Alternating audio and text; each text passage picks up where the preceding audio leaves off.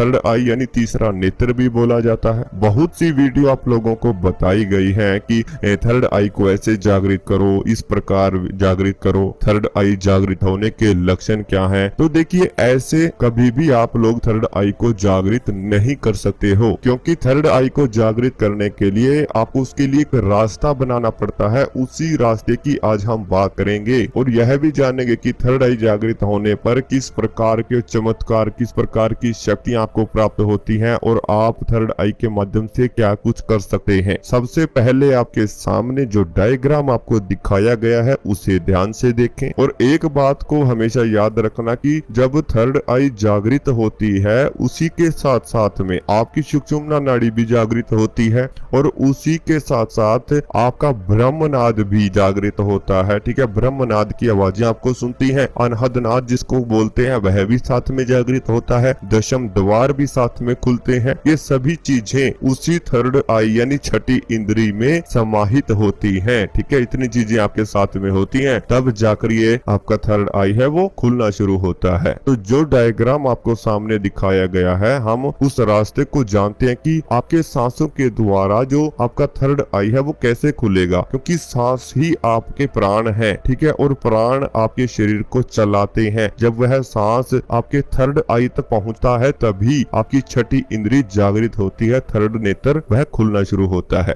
आपके शरीर में तो 72,000 नाड़ियां हैं, लेकिन जो जागृत हैं, ठीक है, जिनका आप अधिक इस्तेमाल कर सकते हो, जो आपके शरीर में प्राण डालती है, वह है 3 नाड़ियां, ईड़ा नाड़ी, पिंगला नाड़ी और सुषुम्ना नाड़ी। जब ईड़ा नाड़ी है जो वो आपके नासिका छिद्र के लेफ्ट साइड से शुरू होती है और मूलाधार चक्र पर रुक जाती है, वहीं तक उसका रास्ता है। उसके बाद जो आपके शरीर के नासिका छिद्र के राइट साइड में है छिद्र है, वहां से आपकी पिंगला नाड़ी शुरू होती है। ठीक है, और आपके शरीर के अंदर से होती होती आपके मूलाधार चक्र के पास रुक जाती है। ये दोनों नाड़ियां क्या काम करती हैं, बाहर से वायु यानी हवा, सांस को आपके शरीर में भेजती हैं। वहां पर एक जैसे बोल देता है कि मशीन वहां पे लगी हुई है जो आपके शरीर में वाइब्रेशन पैदा करती है, आपके शरीर में एनर्जी पैदा करती है। वहां से आपके जहां पर सुषुम्ना नाड़ी शुरुआत करती है, वहीं से उसी द्वार से जहां पर ईड़ा पिंगला खत्म होती है, यानी कि जो मूलाधार चक्र है, वहां से सुषुम्ना नाड़ी शुरुआत करती है और आपके सहस्त्रार चक्र तक जाती है।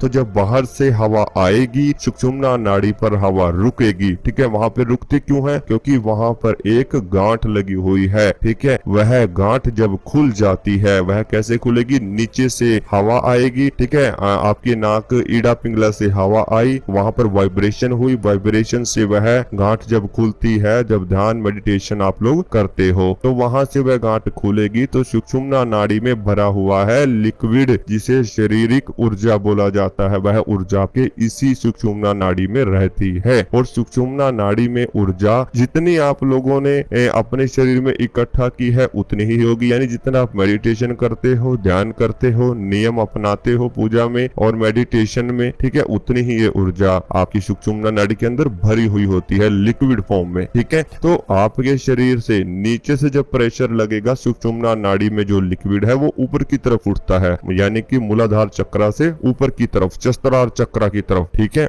नीचे से उठेगा तो सहस्त्रार चक्र पर ऊर्जा धीरे धीरे जाती है, यानी कि इसकी कुछ विधियां होती हैं, जैसे 1 महीना, 2 महीना, 6 महीने, जो कुछ कुछ रास्ते होते हैं, उन रास्तों की भी हम आगे वीडियो जरूर बना